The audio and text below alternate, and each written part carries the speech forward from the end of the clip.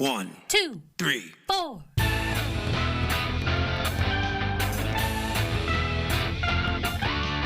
Monster movie. Fun time, go!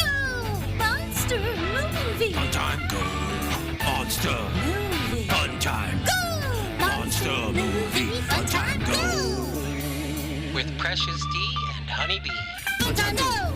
Hello, everyone. Welcome to the show. I am your host, Precious D. And I am your host, Honeybee. Welcome to the show, y'all. Honeybee, I'd like to start today's episode by saying, I like turtles. Oh my gosh. Folks, today we are discussing Gamera, the giant monster, Japanese title Daikaiju Gamera, which basically means giant monster Gamera. And the American release was Gamera the Invincible with 2 M's instead of 1 M. I read, I guess it was on Wikipedia, I read somewhere that the Americans spelled it with 2 M's because they didn't want people mispronouncing it camera. They thought they might a G can sometimes look like a C, and then they thought they might misread the poster or something. So if they put 2 M's, then no one would say camera, I guess. No. All right. Well, that solves it. I watched the one with 1 M. Okay. Both versions are available on Prime, the Japanese version and the English version. The movie has also been done both on Mystery Science Theater 3000 and on Riff Tracks. Oh, nice. I've watched 3 versions of this movie. There's the original Japanese with subtitles. Then there's the American that is dubbed but with some new scenes, or some scenes switched out. Well, scenes added and scenes replaced, which we'll get to in a minute. And then years later, a producer named Sandy Frank just did a dub of the Japanese version without the other scenes. And that's the version they use on Mystery Science Theater.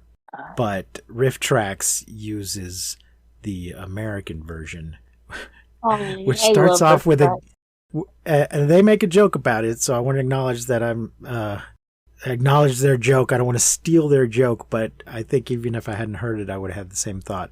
That version starts off with a Gamera theme that sounds almost exactly like the Batman theme from 1966. Really? Yeah, they're going, Gamera, Batman. It sounds almost exactly the same. It came out in 65 in Japan, but 66 in America, and I really have to wonder if the Batman show wasn't already on the air when they recorded that. I mean, this movie is a little bit of a ripoff, so I could... very much. Very much. It's in black and white because that's how cheap it is, even though most of the stuff we're watching now is in color. This is in black and white. Directed by Noriaki Yuasa? Not sure. And it's produced by Dai Films, who obviously very much just wanted to create their own version of Godzilla. Yeah, I was shocked that this was a turtle. Shocked. Yeah, so if you somehow have not seen Gamera or any of the other 11 Gamera movies, Gamera is a giant turtle with tusks who breathes fire. He can also pull in his legs and head and then shoot fire out of those holes and turn himself into a spinning flying saucer. That's how he flies. It is so fucking cool. I was like, holy, that's the coolest twist I've ever seen. Interesting use of the word cool. The movie cost 40 million yen. I don't have a box office on it. The featured monster, of course, is Gamera, and he is 60 meters tall, large, whatever. Aww. Approximately 196 feet. And the death count in this movie is 104, but he does save one little child, so that makes everything okay. He is our Juanito Panchito Shanito of the movie. Well, he is, except he is much more depressed than any of the other precocious little children that we have seen in these movies. He is sad, Juanito. Oh, he's sad Juanito. Toshito. That is Yoshiro Uchida as Toshiro Sakurai, playing the depressed Juanito. We also have Iji Funakoshi as Dr. Hadaka, Michiko Sugata as Nuboyo Sakurai, Harumi Kiritachi as Kyoko Yamamoto, Junichiro Yamashita as Oyagi, the reporter, and another Yoshiro Kitahara as Mr. Sakurai, his father. Also, that's funny. And Jun Hamamura as Dr. Murasi, Yoshiro Yoshida as the Eskimo chief, and George Hirose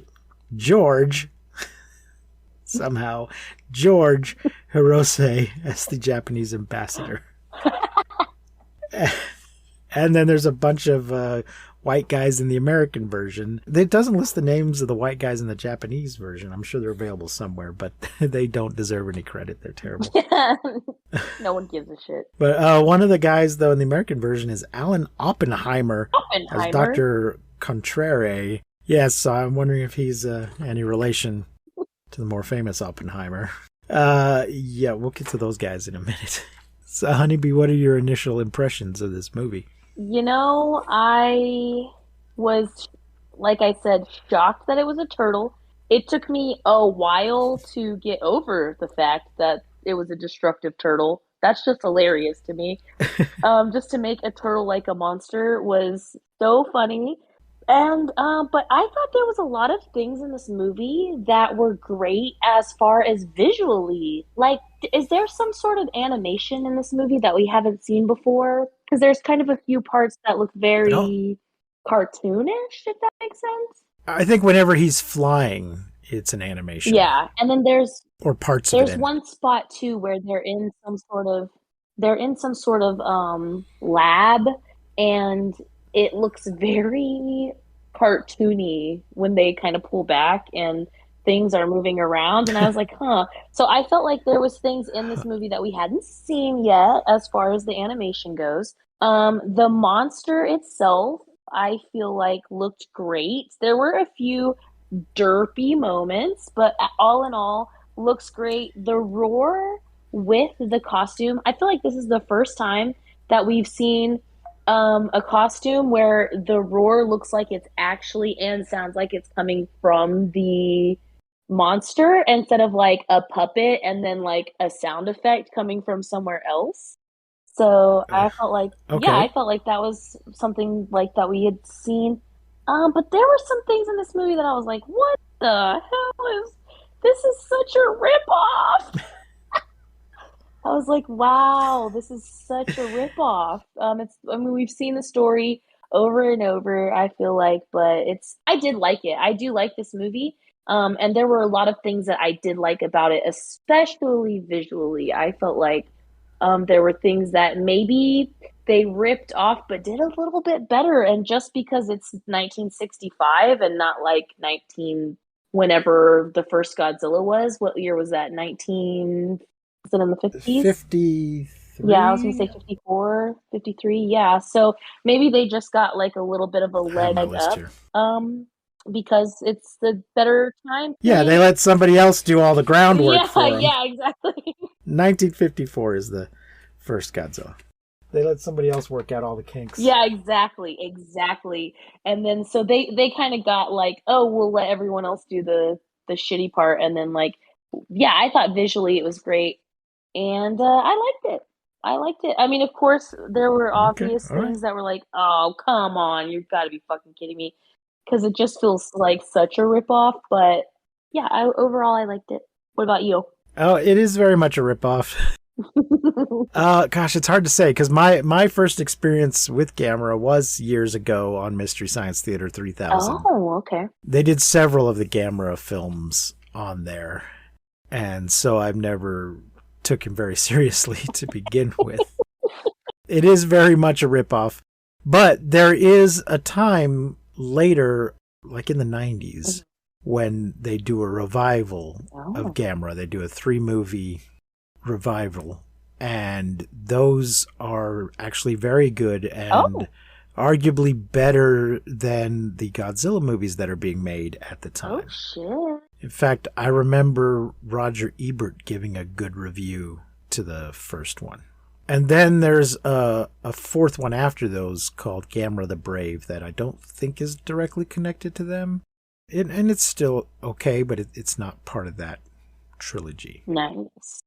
Yeah, we'll get to those. So there's 12 movies in total. Holy shit. And 12? That's funny. which is not as much as Godzilla. Well, yeah, but that's because it's Godzilla. Most of them are during this Showa period, and then there's 4 in the Heisei period. Nice.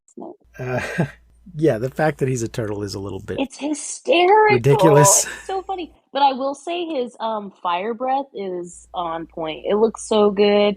I think I love that it's just straight fire instead of like a fog or a smoke or a laser or anything like that. Yeah. It's like it looks great. Love the fire breath. Love the fact that he can literally just jet off at any point. He just becomes a flying saucer. I was like, holy shit, that was such a twist for me. I couldn't believe it. The thing I found interesting about this movie is that it is very much about the Cold War. These movies tend to reflect whatever it is the people at the time are concerned about. And the original Godzilla is about nuclear weapons just in and of themselves. But this movie is still about that, but it's more directly about the political situation of the U.S. and Russia being at odds with each other and places like Japan possibly getting caught in between. Yeah. So I found that very interesting and sort of enlightening. So let's get to the plot, which once again I'm using a summary from Wikipedia. Thank you, Wikipedia. Thank you, Wikipedia. In the Arctic, an unknown aircraft is shot down by an American jet fighter. The aircraft crashes and its cargo, an atomic bomb, explodes. So there's some kind of Japanese expedition to the Arctic. It's not entirely clear what it is they're looking for or trying to do, but they're speaking with some local Eskimo tribe, which it's 1965, and we're still using the term Eskimo at that time. Yep.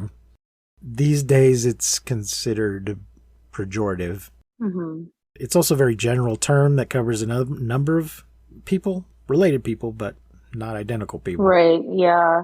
But they're certainly not intending to use it insultingly, even though the Eskimo chief is played by a Japanese man. Oopsie. At least he's not wearing some, I mean, he looks Eskimo-ish. He's not wearing ridiculous makeup or anything. Yeah, I read a little bit about this. So that's about good. whether or not, just basically, read some about, the word itself and, where it comes from and the etymology of it and why it's kind of looked at as a derogatory term. And some people actually still use it. Native Alaskans still refer to themselves as Eskimos, partly because the word Inuit, which is what we use now, isn't part of the, I think it's Yupik language of Alaska and Siberia. So some people still use it just because, but if you are not an Alaskan or, a Siberian, you shouldn't use it. So, yeah. Well, I think Yupik and Inuit are two separate groups. Right, exactly. Yeah. Used to be referred, they would refer to both of them as Eskimos, and they're not really the same thing. Right. But I guess it's a little bit like referring to all Native Americans as Native Americans or as Indians. Right. When there's many different tribes spread out over a whole damn continent, but you just throw them all under one term. And similarly, some of them still use the term Indian, and I believe the government agencies still call the Bureau of Indian Affairs, even though We are not in India. Yeah. So anyway, they are up in the Arctic studying. They're meeting with these people for some reason. It's unclear. And they see these planes fly by, and then these other planes shoot them down, and the plane crashes and blows up. And the scientist who's leading the expedition, Dr. Hidaka, says, well, we're far enough away that the fallout's not going to get us. And I'm like, are you? It seems like you're only, I don't know, maybe 200 yards away from where that plane went down. Well, and Dr. Hidaka is a zoologist, so he knows a lot about animals. Fallout. No, animals, not fallout. Yeah, exactly. But the explosion awakens a giant prehistoric turtle with tusks. Japanese scientists on an expedition nearby, Dr. Hidaka and his assistant Kyoko and reporter Oyagi, are given a stone tablet by an Eskimo chief who explains that the creature is called Gamera. And he calls him the Devil's Envoy. Gamera, the Devil's Envoy. And he happens to have this ancient stone tablet, they're calling it. It's a little small for it. I wouldn't call it a tablet. It's a little small. Yeah. But he just happens to have it on him. He's got it in his pocket. I mean, maybe he was already planning to show it to them, I guess. I don't know. He has it in his pocket. And then he lets them take it with them. That seemed unlikely. Yeah, this is our most prized possession and most important stone. Why don't you take it, sir zoologist and lady?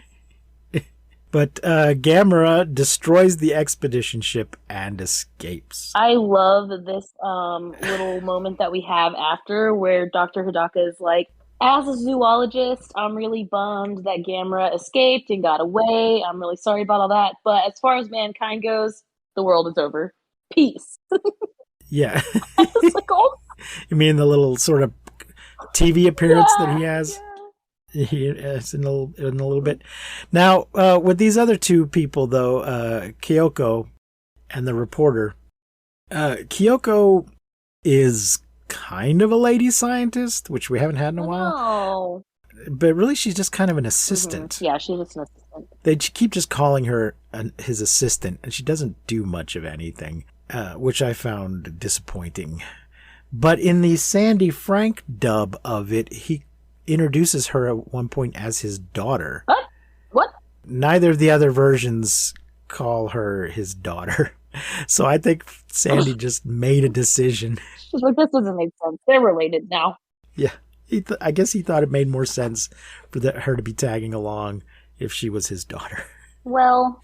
But she's not. Choices. Well, because even as his assistant, she doesn't do much in the way of assisting. Yeah. She's just kind of there. True.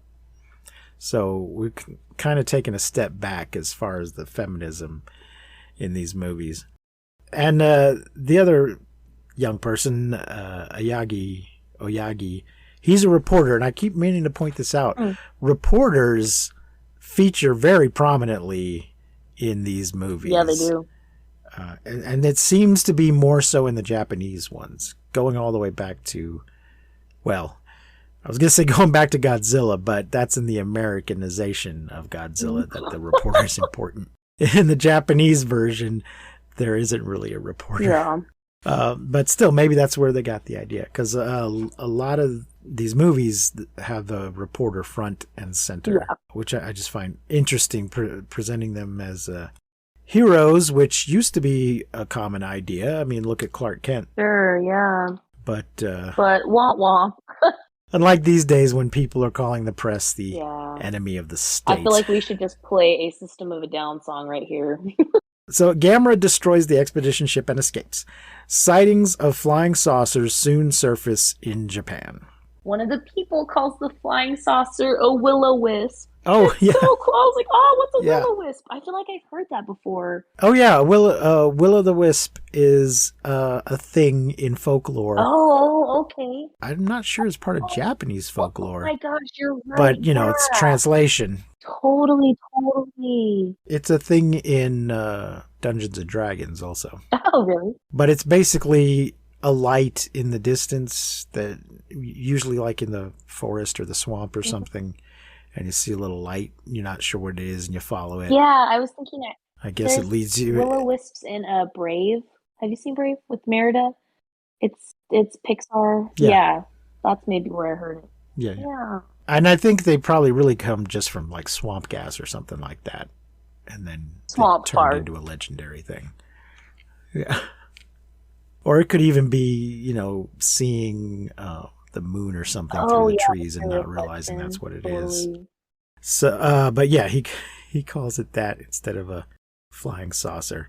That guy is our sort of typical. Is that our drunk guy? Just random drunk guy walking along at night, sees a thing. He didn't do the pouring out or throwing away the bottle or anything like that though. So yeah, then we meet Toshio, Toshito, who I think in the Sandy Frank version is called Timmy. Oh no. or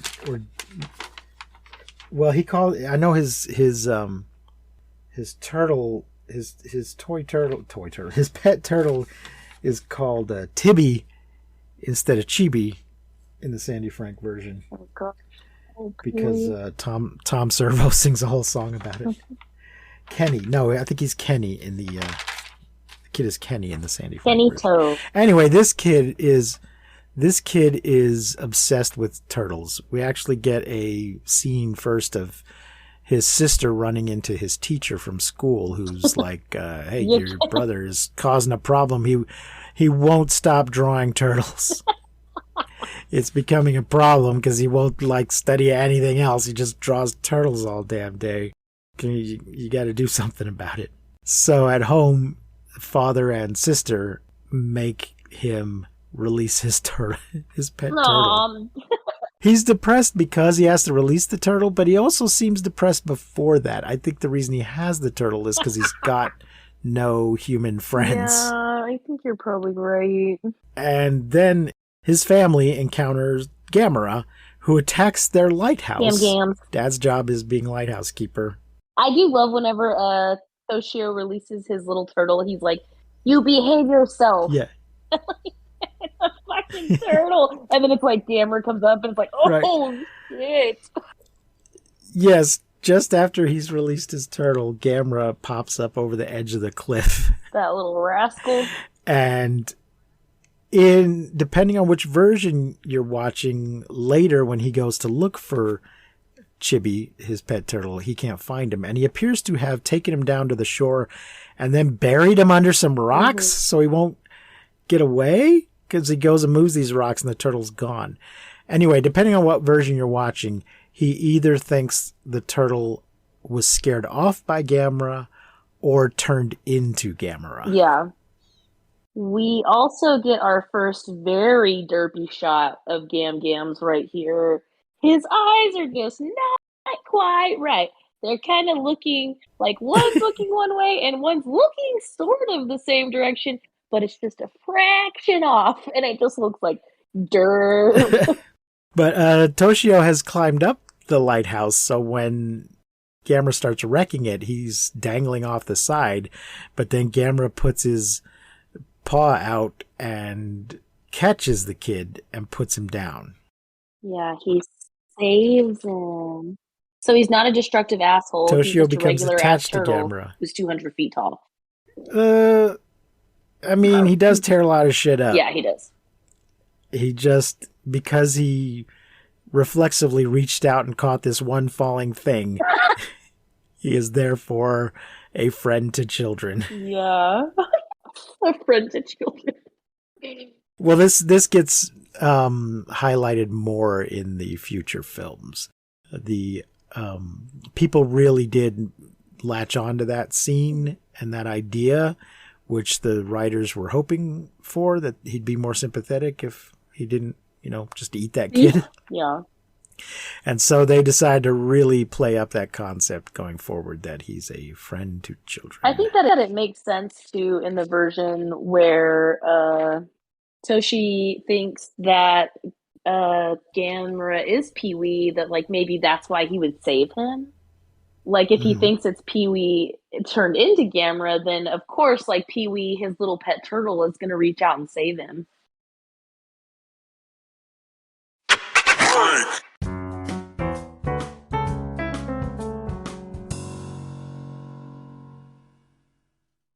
Upon returning to Japan, Dr. Hidaki, Kyoko, and Ayagi accompany the military when Gamera approaches a thermonuclear plant. Because Philo, they've got to be there for everything. Despite attempts to prevent its approach, Gamera proceeds to attack the power plant and devours the flames around it. Yes, friends and neighbors, Gamera eats fire. He not only breathes it, but he eats it. Fire power. Dr. Hidaki consults with Dr. Murase, and the military recommends using experimental freezing bombs. Because all weapons are useless and just giving it nutrients or nutritioning it or some shit. Yeah. You mean feeding it? Yeah, but they literally say nutritioning. Okay. I wrote it down. Nutritioning question mark? The bombs postpone Gamera's assault as the military rig the area with explosives and succeed in turning the monster on its back. And one of them, I think it's Hidaki, says, just like all turtles, once he's on his back, he's helpless. I lost it at this point. This made me laugh so hard. I'm like, really? Oh my gosh, this is so funny. Gamera and then pulls also in its everyone limbs. yells when he gets thrown on his back. I'm like, hurrah! Did we all just yell hurrah? Is that a real thing that people really yell? Come on. I guess they do. Yeah, I guess so. Poor Gams. Gamera pulls in its limbs, expels flames, and takes flight, spinning around like a flying saucer. Yeah, I was so impressed with this twist. I never saw this coming. I was really confused when we saw the flying saucer. Like, what the hell is that? Like, what? And then when Gamera turned into the flying saucer, I was like, oh, shit. Oh, you didn't realize earlier that that's what it was? No, I did not. I didn't realize why that was, like, important or what it had to do with. No idea. Well, you know, because I was already familiar with that, I'm not sure what I would have thought. I already knew that he did that, so I knew it was him. I mean, I thought maybe like he flew, like maybe they were like space turtles and they came in on a saucer or something, but I didn't realize the saucer was the turtle.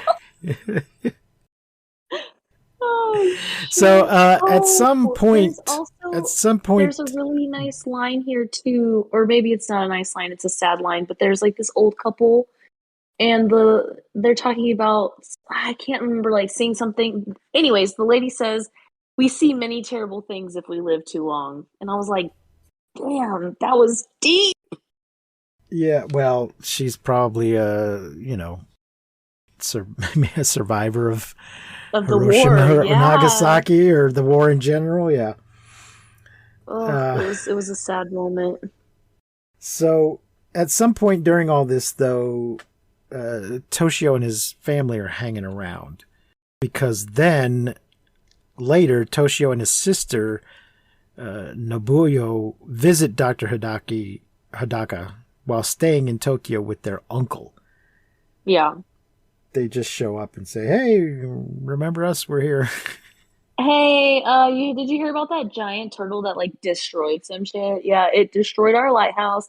We need to stay with you for a minute. Oh, but there is this little kid here, the one who throws out the stones. Yes. I love his line where he's talking about Toshio and he's like, for a freeloader, he's a real jerk. Oh, I guess that must have been his cousin then. Yeah. I thought it was just some punk kid on the street, but I guess that was the uncle and the cousin. Anyway, they visit the doctor, and Toshio explains to Dr. Hidaka that Gamera is lonely and not evil. No, and yeah, then there's Toshito. this scene on the street where he's gathered a bunch of stones in a bag. Why was he doing this? They were apparently Pee-wee's or Chibi's Or Tibby's. little well, His yeah, favorite depending on stones. which one. His house stones, like his Oh, okay. they were So- his little apartment stones. Right. So this was somehow going to help with Gamera, I guess, at some point. Yeah, he was gonna because he think or yeah, basically. And But he yeah, wouldn't show him to his cousin and wanted to see him, and he was like, no. So his cousin took him out to the water and flushed him. just threw him in the river. Yeah. Dr. Hidaka, meanwhile, has observed that Gamera consumes fossil fuels and may seek atomic bombs for their energy. Meanwhile, disasters and accidents start to occur. Koto Ward is struck by flash floods and ships collide in Tokyo Bay. Dr. Hidaka claims that maybe Gamera... Sorry, this is misprinted. Dr. Hidaka claims that maybe Gamera is the cause due to hiding in the bay. An international scientific conference is called upon, and they decide to use the Z plan based on Oshima Island. Yeah, we went from plan A, which was like pew pew pew pew pew pew, to plan B, which was like what was plan B?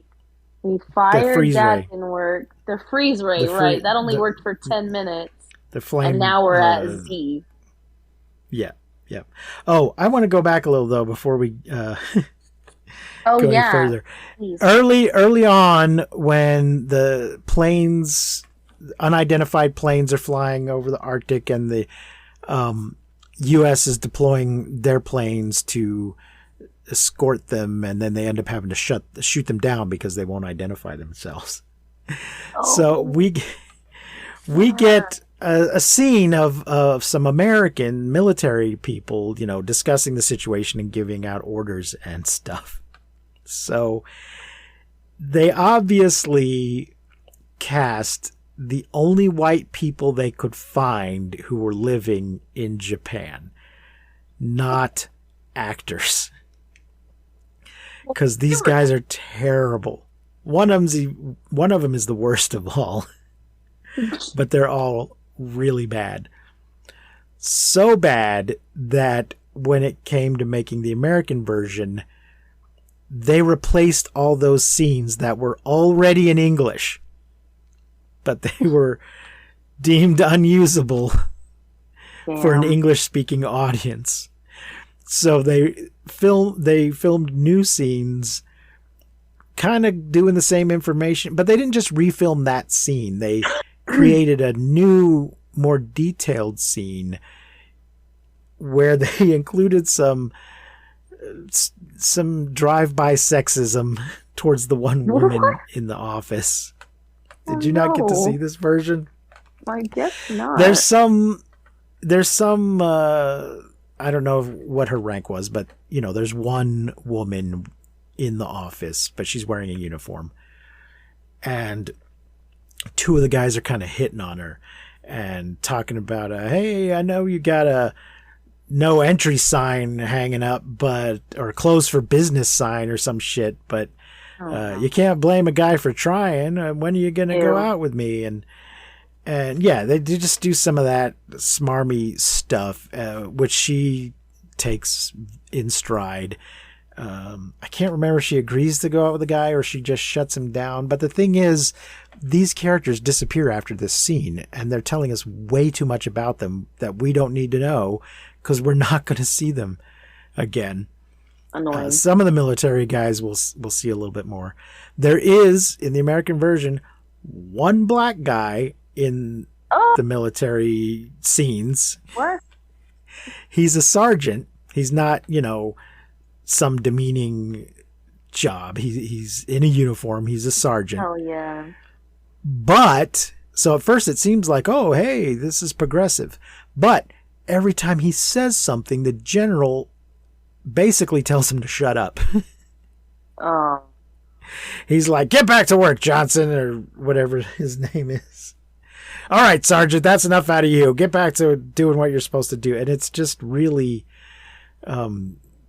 abrasive. He just seems to be a little harder on this one black sergeant than he is on everybody else. He's not pleasant to anybody. But if this guy tries to have any input to the discussion, he's just like, get back to your job. So, and then throughout the movie, they intersperse these scenes with like a congressional committee who's discussing the situation. There's a general and a senator who looks like Henry Kissinger but doesn't sound like Henry Kissinger. And the senator is just a butt the whole time. He's like, oh, what is all this giant turtle nonsense? And do you have the authority of their president to do what you're trying to do here? And his job is just to object to stuff. There's also this little TV show, not quite a panel. It's the host and then two guys with opposing views talking about whether or not the turtle's real or what should be done about it or something. And a lot of this seems to be an attempt at some kind of commentary or satire. But it's really just, hey, we got to throw some more Americans in here because Americans are going to watch this. Yeah, there is also a part too where Gamera roasts a bunch of people. Just a group of people just fire breathes them and yeah. Well, according to the kill count wiki, it's 104 people that he stomps and breathes fire on and crushes in one way or another. So that is it's not the highest we've had, but it's certainly not the lowest. So anyway, Plan Z. At an international conference, yes, Plan Z, based at Oshima Island, Gamera lands at Haneda Airport and proceeds to wreak havoc in Tokyo. Toshio and his family evacuate Tokyo town. Yeah. Toshio and his family evacuate, but Toshio runs away. The military keep Gamera at bay at an oil refinery by feeding it petroleum via trains. They just load up a bunch of tanker cars on trains and just run them down the track at Gamera. While they do this while the Z plan continues preparations. At Nobuyo, and I think, we see Toshio during this scene because he tries to jump on one of the train cars and ride it towards Gamera. Gamera. Leave me alone to be with my turtle. Let me be cooked by my turtle. Yeah, this kid is not well. As Nobuyo searches for her brother, Toshio makes attempts to breach restricted areas to see Gamera until he is caught at Oshima. Which is what I was just talking about. Dr. Murase later informs Nobuyo of Toshio's safety. The Z plan is eventually completed, and Gamera is lured to Oshima by lighting an oil slick path. However, a typhoon blows the fire out. So I think they pour a bunch of oil on the water and then light it up so he'll follow it. Yeah. Oyagi starts a bonfire to lure back Gamera. The reporter was supposed to have gone somewhere else, and he just sneaks in and starts setting shit on fire because he's the only one who has a plan to attract him by setting shit on fire. I don't know. Yeah. And can we talk about him and Bard? Can we talk about him and Kyoko for a minute? Sure. So, at near the beginning of the movie, after they're on the plane leaving the Arctic, after they did not get killed when the rest of the ship they came in on got destroyed and everybody else got killed, and Oyagi explains to the doctor and Kyoko how there were 8 other photographers on the boat and they all wanted to come, but he won the draw. Mm-hmm. they drew straws, and another guy tried to buy his straw from him, but no, he wanted it because he wanted to be with her. He wanted to be around her. Yeah. And now they're all dead, and he considers her his goddess of luck. Yikes. And she does not seem into this at all. Yeah. I don't know if it's being played this way on purpose or what, but she seems slightly creeped out by his attentions. Because then he keeps following them around, partly, doing his reporter job, but he does keep saying things about, well, I got to be with my goddess of luck and whatever. And he keeps kind of hitting on her, but not quite. But yeah, being a little obsessive about her being his goddess of luck. And at no point does she actually encourage him.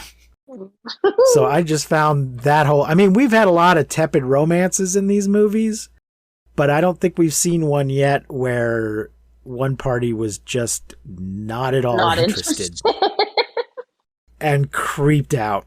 So damn it. I just Gamera, wanted to bring that you know up. what I mean? Gamera. Yeah. So anyway, later on, he just starts setting a building on fire, and they try to stop him, and then it's like, oh, it's him. What the hell are you doing? He's like, don't you understand? We got to set this building on fire so Gamera will come this way. And then a nearby volcano erupts, successfully luring Gamera back. The next day, the Z-Plan is put into action. Gamera is lured into okay, I'm not going to read that yet. I'm going to describe it first. Yeah, please explain this to me, because I was like, what the fuck?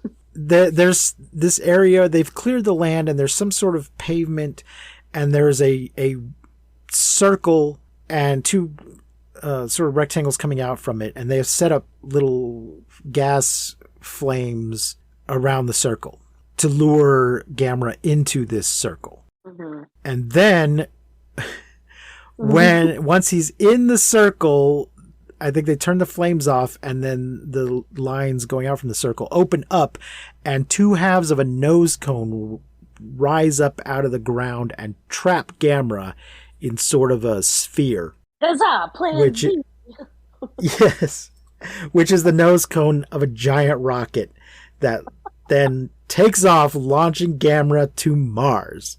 The world celebrates, and Toshio tells Dr. Hidaka he will become a scientist so he can visit Gamera.